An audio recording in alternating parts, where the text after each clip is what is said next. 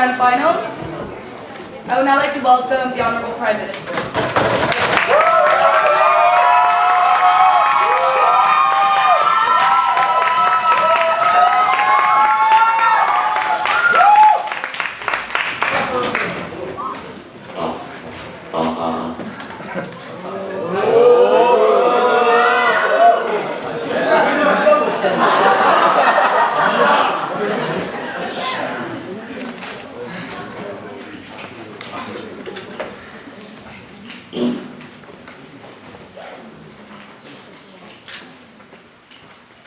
Madam Adjudicator, as a representative of CUDS, we have come to retain the title once again. We're going to do that by showing to you the direct harms that come out of using these disposable utensils. We're also going to do that by providing you the mechanism of how a syntax is actually implemented, and we believe that there are direct harms, unique harms that come out of this idea, and we are very proud to stand on side proposition. If we look into the status quo, we see a lot of people trying to recycle their plastic bins, but we believe that that is a fundamental problem because you can't recycle it to a severe extent, and at the end of the day, you actually have to burn it. Even if you bury it in the ground, it does not rot for 250 years. If you use paper cups, you inevitably have to cut trees that inevitably does very big harms to the environment. We believe that there's a very big problem when the usage of disposable utensils is actually made about. We have 4 substantive arguments on side proposition. First of all, we're going to prove to you on a principle level when do we actually implement syntax and why it is fit with that specific criteria. Our second argument is going to show you the exclusivity of restaurants and coffee shops. And the third argument is going to tell you about the overall environmental benefits that our proposal actually has. Our second speaker, Mingeun, is going to come up to you and tell you the direct, tangible benefits that this does give to the restaurants and to the coffee shops itself, and how it overall changes the environment of corporate culture. Without any further ado, let's go into my first argument about when do we implement syntax. There are 2 specific criteria on when we implement syntax. First of all, when you actually want the government to deter the usage of that product itself. So for example, we implement a lot of taxes, syntax upon alcohol, upon tobacco itself, because the government is actually taking a stance and not encouraging that product within itself. Second of all, the second criteria is that when you want to be responsible for the action that you have actually committed. If the government directly pays for the environmental costs that has been produced by these specific actors, then we want to increase the capacity of that government to actually pay for the costs of the environment. And if that direct harm comes from the exact exclusivity of that specific product itself, we believe that syntax can actually be made upon a principle level, and therefore, if you actually do a simple act, and if you do an action that goes against the environmental damages, then we believe that that syntax can actually be implemented on the government side, and on the principle level, that can be supported in the status quo.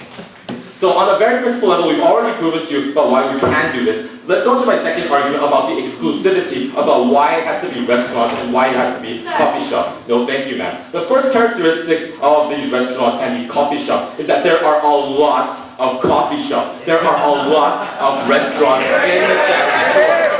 A lot of people buying Starbucks, but they're actually throwing away the plastic cups anywhere that they actually see fit. We believe that this directly contributes to the environmental damages that we already see, and because these coffee shops massively produce these kinds of cups and massively produce these disposable items, we believe that it is like a direct contribution to the kind of environmental damages that we basically see. We directly give you the statistics in saying that there are more Starbucks than there are churches in the United States of America alone. This is proving to you that the amount of capacity that these Starbucks and these fast food restaurants are actually producing is a direct harm to the environment within itself. We believe that exclusivity actually exists in this case.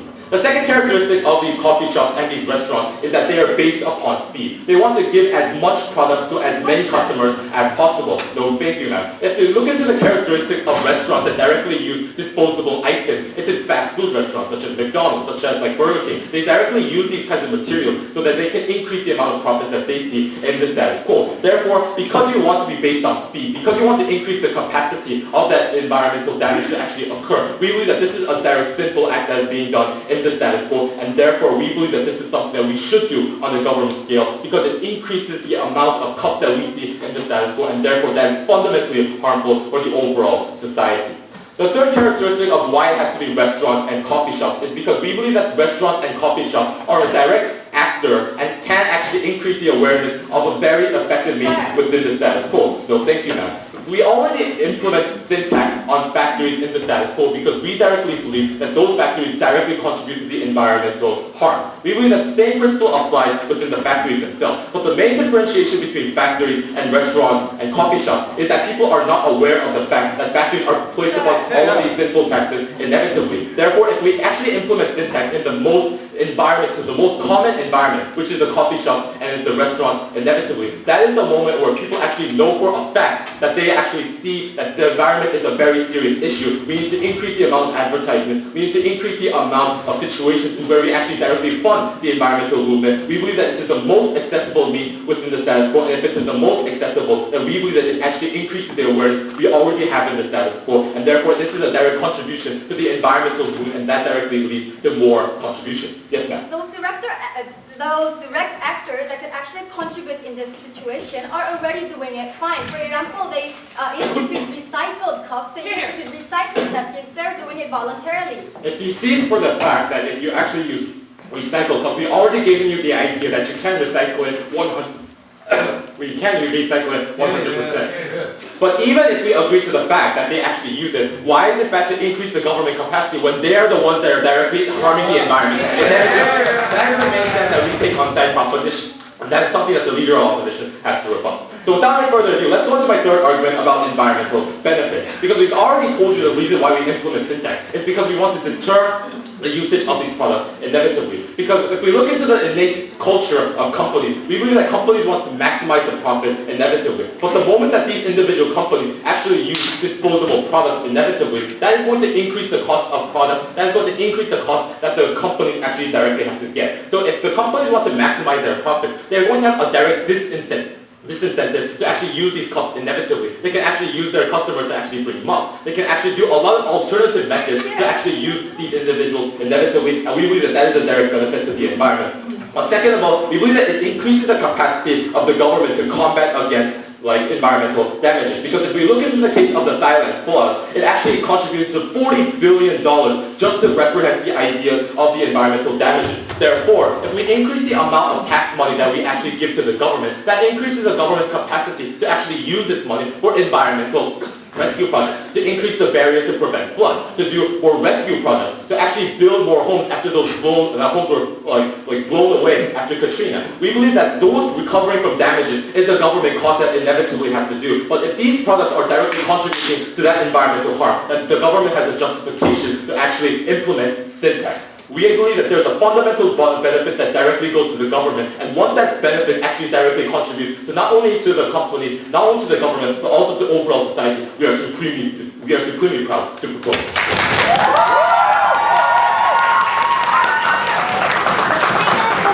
7 minutes and 19 seconds. I thank the Prime Minister for his speech. I would now like to welcome the leader of opposition.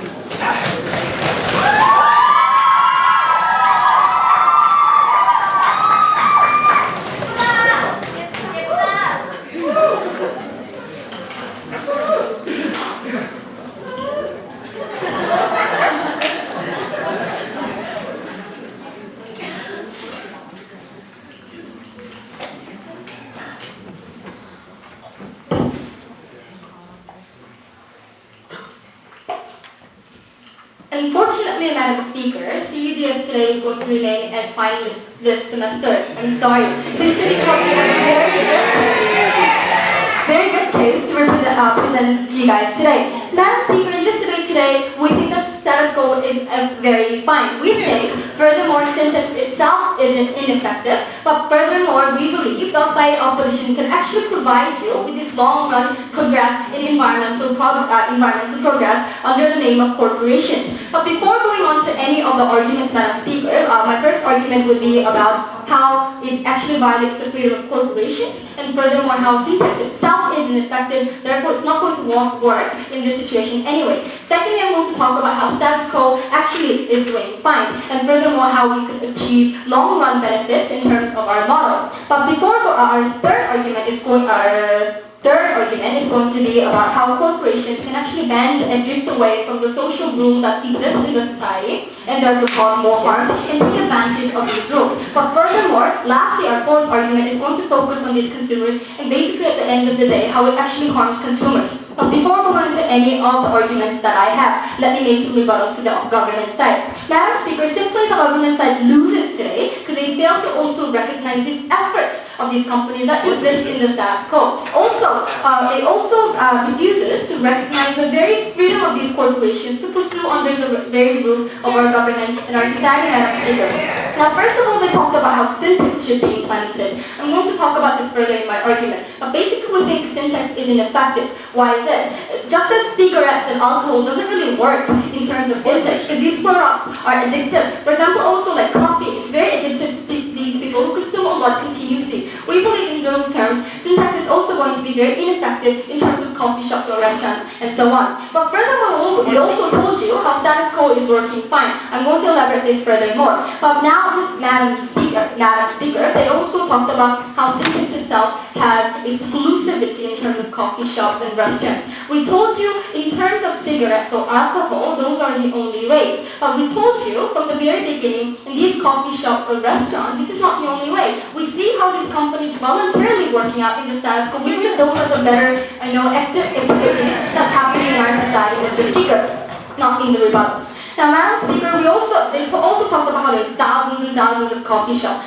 That's because, Madam Speaker, simply because a lot of people want it. It's a demand. We believe that it's so natural for these corporations to respond to these demands. But furthermore, they also talked about how these companies are actually doing this because they want to speed up their business activities. We think this is totally fine because this is exactly the business strategy of these businesses, Madam Speaker. They also talked about how these people are the direct actors, therefore we need to force them to do it under the laws. We told you how these direct actors are already voluntarily contributing in our society under the name of corporate social responsibility. We also talked about why government should not infringe. We told you freedom of corporation is also important, that I will also later develop in my argument. Now, corporate social responsibility should be carried on only under the boundary when it doesn't really harm the very benefits or the profits or the activities of these business, Madam Speaker. Now, furthermore, the other alternatives that they talked about, like bringing mugs or bringing tumblers, are already existing in our society. Just as an example, Starbucks, they give you a discount if you bring tumblers. We think this is a very volunteer action from these corporations that we don't need to apply syntaxes. But now let me move on to my arguments. First of all, I'm going to talk about the freedom of corporations and why it should be respected, and also how it's ineffective. But before I go on, yes. If governments have to directly pay for the environmental cost, why isn't it bad to actually increase the government capacity to directly increase the funds? I actually missed this rebuttal. Thank you for actually making me remember. Now, Madam Speaker, they actually told us how this government should actually increase tax in raising awareness and so on. We actually think these are the companies who are voluntarily reducing the money or the tax money that should be used at the very first place by doing this voluntarily. We believe that these corporations are doing it voluntarily and thus saving tax or revenues that should be, already be paid out by the government. So the side government actually has to recognize the effort and thank these corporations for doing so without paying money, Madam Speaker. Now, first of all, freedom of corporations. We believe in this sense, freedom of corporation is very important. Why is this? Because it directly links and relates to their very profit, their very business activities. It links to their management. It also links to the revenues of these, Madam Speaker. We think this is one form of business strategy. Some companies simply actually try to lower down the price by making these products takeouts, Madam Speaker. Also, this is, in order to lower prices, and also to attract more customers. This is a strategy that the government should never infringe upon. But let me also tell you how this is ineffective in curing environment and how the syntax is going to be ineffective in two scenarios. First of all, if you look at these big businesses like Starbucks or Lucy or whatever, we believe these strategies to prefer and attract more people are going to continue anyways. Because they simply have more consumers, we actually think they're just going to bear the cost of syntax and continue their ads by selling more takeout coffees. So they're going to profit in other ways anyway. So we think syntax is going to be ineffective anyways, Madam Speaker. But furthermore, in the sense of these small businesses who actually take this voluntary business strategy to actually minimize the size of the shops, less the seats, and also profit more on takeout coffees. That as a strategy in lowering the prices, Madam Speaker, we also think this is also a form of business strategy that these small businesses actually take. We believe that it's going to be detrimental to these small businesses to actually apply syntax, Madam Speaker. For these reasons, we believe syntax in this term is very ineffective and is unnecessary, and it actually harms and violates upon the freedom of corporation. But let me move on to my second argument. The status quo. We have continuously been telling you how this social trend is continuing. We told you the business trend itself, like Starbucks or any other businesses like McDonald's, are trying to pursue them as an eco-friendly businesses, Madam Speaker. Take an example of tumblers or mugs. They give discounts. We also told you how they actually use recycled cups, recycled napkins, recycled bags, and so on. Take an example of McDonald's. They tell you that I'm going to give you back Taeyeong if you bring cups and so on. So we think that these companies in many other ways and in many levels are actually using voluntary forms of enforcing this eco-friendly business strategies, Madam Speaker. We believe that in the status quo, what they're doing is to actually only make an unnecessary policy to detach these companies from the mainstream and to hate these governments and so on. We believe this trend and social trend itself should be voluntary. We don't think social trends can be formed in a forceful way by government. This is exactly why we think we could promote long-term voluntary acts, not only from this corporation, but also from these individuals. Because what these corporations are doing is to request these individuals and the customers to bring in and recycle products, and therefore we're giving you benefits. For these reasons, we actually believe that this is much more impactful and beneficial for these companies to voluntarily create a social trend that respects environment in our society. Thank you. The speaker spoke for 7 minutes and 37 seconds. Thank the Leader of Opposition. Now I'd like to invite the Deputy Prime Minister.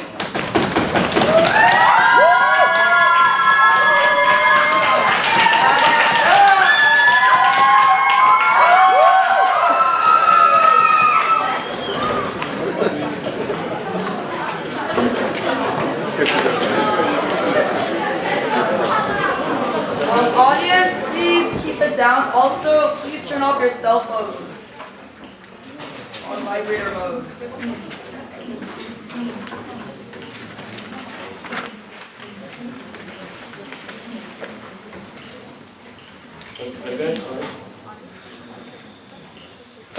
Thank you, Madam Speaker. My dress code might not be the most appropriate one for the KNC finals, but I have a perfectly appropriate speech for the KNC finals. So, wait.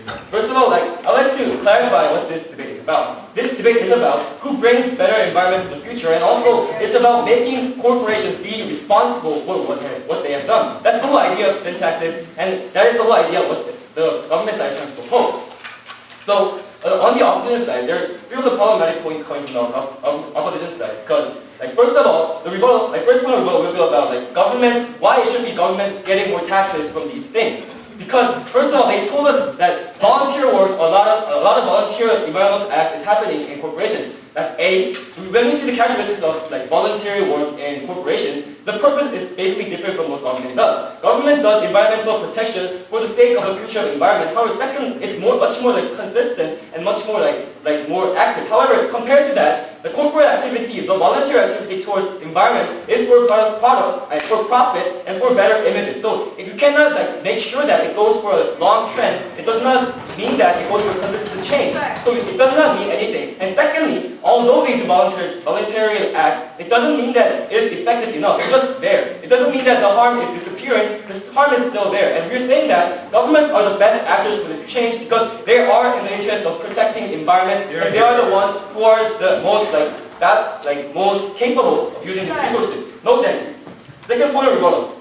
They talked about the freedom of businesses. They said that businesses have the freedom to choose whether they use disposable or not. We say, if you want freedom, first be responsible. Freedom occurs in the base of responsibility. If you want to use disposable goods, at least pay for your act. At least compensate for the harms that you're causing in society. Here. No, and flashy words, we call it Peruvian tax. We make them responsible for these things. So, if you want freedom, please fulfill your responsibility by paying tax and help letting the government compensate for those harms. My third point of rebuttal is about no links about how is it more effective than the government's. Like they are keep on repeating that voluntary acts of corporations are good enough and it's changed the status quo. We see no explanation coming from this side. Why is it much more effective from like government coming, and what kind of harm does it cause by when we like, intervene in this kind of process of voluntary work? No explanation, no link, like failing the arguments. Before you go on. No, thank you. Like my fourth point of rebuttal is that it's about why do we not let freedom of those things happen? Like in the status quo, we put sin taxes on factories who do a lot of bad things. For example, why don't we, if we want the sake of freedom of the industries, why don't we let industries freely vomit those kind of industrial wastes into the lake or the river? No, we do not allow that. We regulate them and make them pay for that, and that's the same like this. If we see the clear harm of using disposable goods and making them rot in the ground of our children for 250 years, we do not allow that and make them responsible for that. My fifth point of rebuttal is about, oh man, so many rebuttals. Strategies. They say that the strategies still remain. However, first of all, although people still go to these stores, at least we're making them more responsible and we have the resources to compensate those harms. So it's much more better than having no resources, and we have the capability to deal with it. And secondly, we believe the strategy itself will change because, as they mentioned in their own speeches, people are going for the eco-friendly things. There are more consumers who are willing to see those changes in those kind of companies. So, because of that, if we see those kind of changes in consumer wants, companies naturally follow those kind of wants and change their policies. As my Prime Minister mentioned, they offer mug cups, and they urge customers to bring mug cups and take coffee rather than disposable plastic cups. So the strategy is no problem in the status quo. Now, before I move on to my own arguments, you have a point? Sir, the companies doing this is not going to be a temporary thing. Take an example of Starbucks and McDonald's. They have existed for decades, and they're going to try to do so because they want to. First of all, I'll provide a new analysis. If they although they have those kind of change, first of all, there's no responsibility for them. Although while they're doing this kind of environmental acts, compared to the government, they're for the people. They have to consistently pursue this kind of goal. Compared to the companies, they have more consistency and more resources and more motivation to go for that. However, companies, if they feel that consumers are moving away from those things, and when they feel that it's no more giving profit to them, they're gonna give up. Okay, Although I'm gonna give my own arguments. Very important. It's about beneficial for the restaurant and coffee shop itself. It's very beneficial because first of all, as I explained, the change is occurring in consumer wants. They're more aware about what their consumer acts is having an impact on society. They're concerned about whether their acts are actually harming society or not. Also, plus, because our policy is imposed, those kind of change will be accelerated. More consumers will be aware about it. However, the problem is that the benefit comes from because there's a comparison between companies who actually pursue these kind of values that the government imposed and the companies who refuse. First of all, if the people who want eco-friendliness from companies, if they see a company who refuses to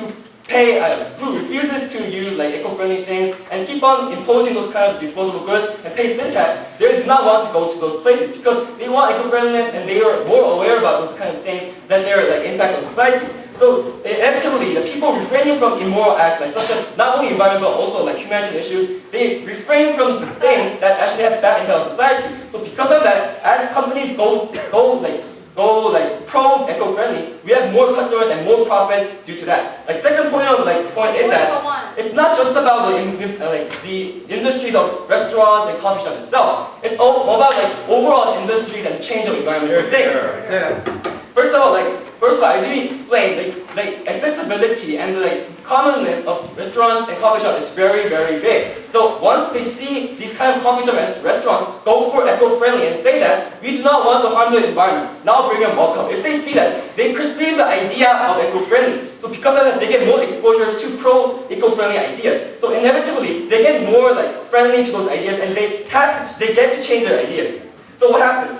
People being more aware about environmental issues. In the status quo, because some people may not know about these kind of things, and however, while they get those kind of exposure from the accessibility of these places, they get more aware about the overall general environmental issue itself. So there can be more protests or movement against those kind of oil companies using the sand oil in places and trying to make people get cancer and like cut off woods which they have extinct animals. So it goes for the whole eco-friendly activity because they get more exposure to eco-friendly ideas, because they get more friendly towards those ideas. So all in all, our government side, what we're doing is very simple. We want to make, first of all, we want to make corporations responsible for their acts, which is harming society, and use the money to compensate those harms. And secondly, we see that there is a clear harm. So we see that like, these companies should at least be responsible or change their acts. And thirdly, we see a clear benefit through this kind of change because it changes the people's perception towards eco-friendliness, and we take this debate.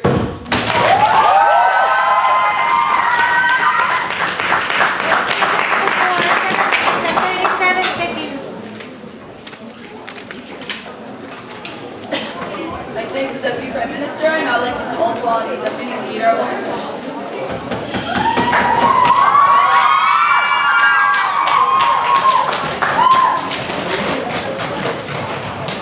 Also, audience, please turn off your cell phones or any noise-making devices.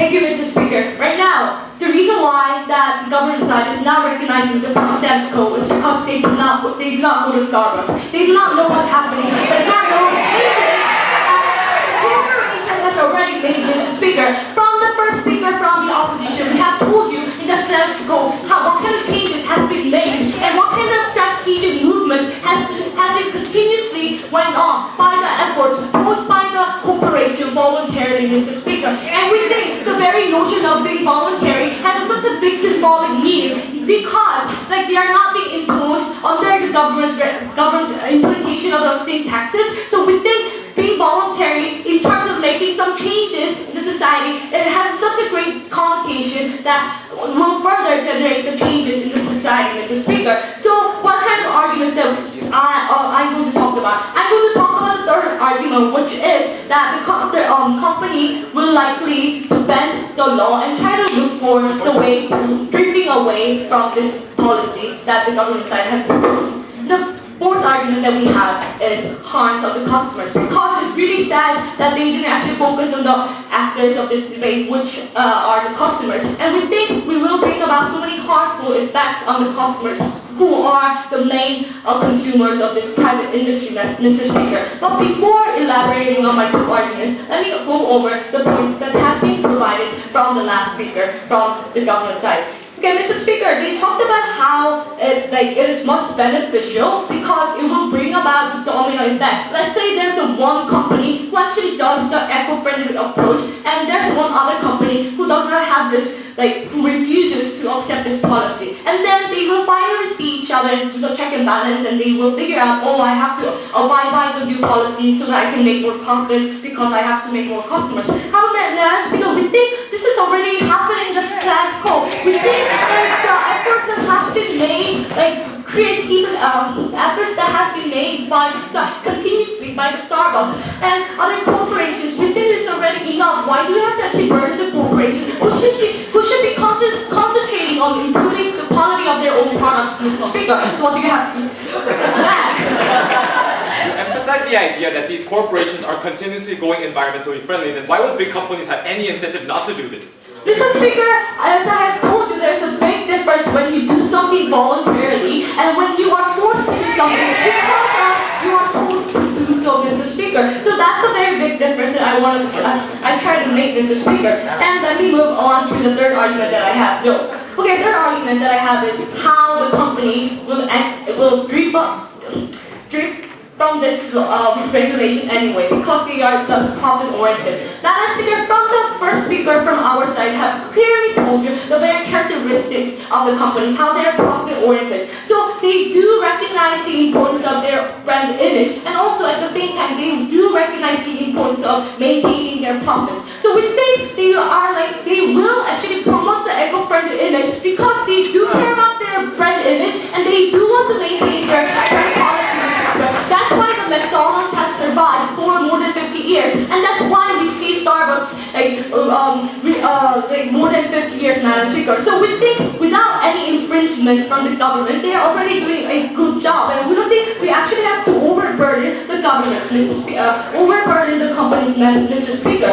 No. And the reason why I have told you that companies are likely to abuse this policy is because whenever the government is trying to implement a very unfair policy or unfair regulation to the companies will feel very backstabbed, Mr. Speaker. Because what I mean by this is that there's a very close mutual interaction and mutual engagement between the company and the government, Mr. Speaker. But when the company actually realizes that the government is doing something that actually decreases the profit of the companies, what will the company think? We think if we see in the long run, company will think that the very bondage between the company and the government has been broken, so that any further improvement that the government is trying to make won't work, because companies simply do not want to get forced or pressured by the government regulation in the future, Madam Speaker. No. Okay, what do I have to say for the last argument, which is about the customers? Madam Speaker, as I have told you, that there will be a clear and explicit harm on the customers, because customers are the one who actually enjoy and use the product that company makes, Madam Speaker.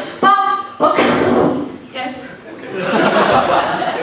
When companies such as Starbucks actually bring alternatives and saying that you have to bring a mug, it decreases the cost of actually producing other products inevitably. So if you decrease the cost of that and you implement syntax, there's no harm whatsoever. Mr. Speaker, we think. Okay, let's think about the scenario when the company do not have any choice but has to use the utensils and also pay the syntax at the same time. But companies have the limited amount of budget, but they actually want to maximize their profits and maintain and sustain their customers. So what kind of alternatives do they have? They will likely to reduce the quality of the product, which will directly influence the customer. Let's look at the cases of the coffee shop. If companies are limited of using utensils, they do not have any choice but to decrease the very ingredients of the coffee bean and degrade the very quality of the coffee bean, Mr. Speaker. So what happens is that the people who actually purchases that product will feel that, oh my gosh,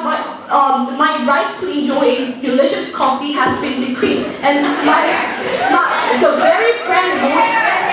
very brand loyalty that I have towards Starbucks and brand loyalty that I have towards McDonald's has been removed, Mr. Speaker. So we think that in the long term, this is really crucial, because it not only reduces the brand image of the company or the brand image of the coffee shop, but ultimately the customers, they actually pay for this product, but they are not actually enjoying the very genuine quality of the coffee itself, Mr. Speaker. So we think that in the very end, no one gets the benefit. Then we're not doing anything for the environment, Mr. Speaker. So we think it is not right way to solve the environmental problem. Madam Speaker, so far, what have we done for you today? We have told you how the company right now is doing a very good job voluntarily solving the problem of the environment, because they do recognize that the importance of solving the environment, because it's directly linked to their brand image and brand longevity, Mr. Speaker. They want to maintain the profit in the long run so that their company can survive and maintain the business growth. So for these reasons, we are so proud to approve. The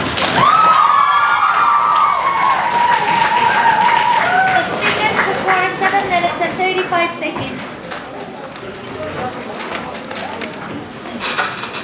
I thank the Deputy Leader of Opposition for his speech, and I'd like to welcome the government.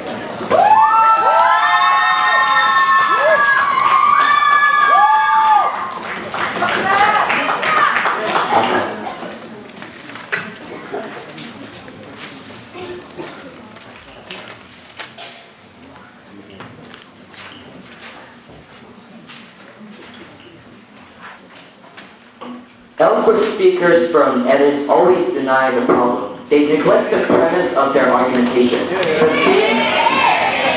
The theme today is environment.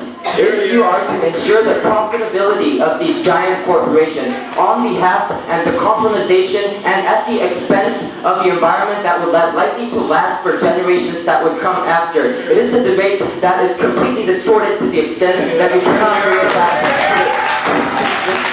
in the long run. Therefore, we have already won the debate, and with 30 seconds of my speech time, and I might go back in, I would win.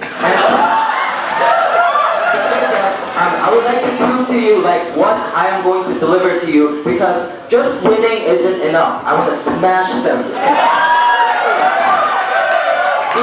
The principal idea of taking responsibility and the idea of environmental protection versus the profitability that they wish to protect in the short run. And secondly, about the need for this policy. Is there actually a need to actually make this policy compulsory to the extent that you preserve an environment for the next generation in the long run? Firstly, onto the issue of the principle. The only idea that they have brought up with the principle idea is the voluntary action. However, the idea isn't about taking actions for these corporations. It is about taking responsibility for the mass productions of these recyclable things that do not get recycled, as the Prime Minister has mentioned. You either burn them, you either bury them, and you either make chop down trees in order to make the plastic, the paper bags. And this isn't exactly the case. The characterization that came from the Prime Minister is that imposition of the sin tax would actually lead to these corporations and the shift in the paradigm of these corporations to produce less of these disposable containers in the long run, and which is already being seen with the people and the corporations that are being taxed. And the idea isn't actually explained fully when you actually compare the profitability of these corporations and the disposable containers that is likely to pose a threat to the future generations. Well, the volunteer actions are not taken to recycle, and the recycling doesn't work because it occurs at the production of this product itself. And if they are taking action, they would actually welcome the policy of this of the policy that we are implementing in today's debate. And they actually say that they would drift away from the policy. Why would they take voluntary actions in the first place if they are to drift away from the policy to protect the environment? These are corporations that protect their reputation, and that is the exact reason why the backstabbing idea doesn't stand in the context of today's debate. The companies take voluntary actions, have the capacity and the size to do it.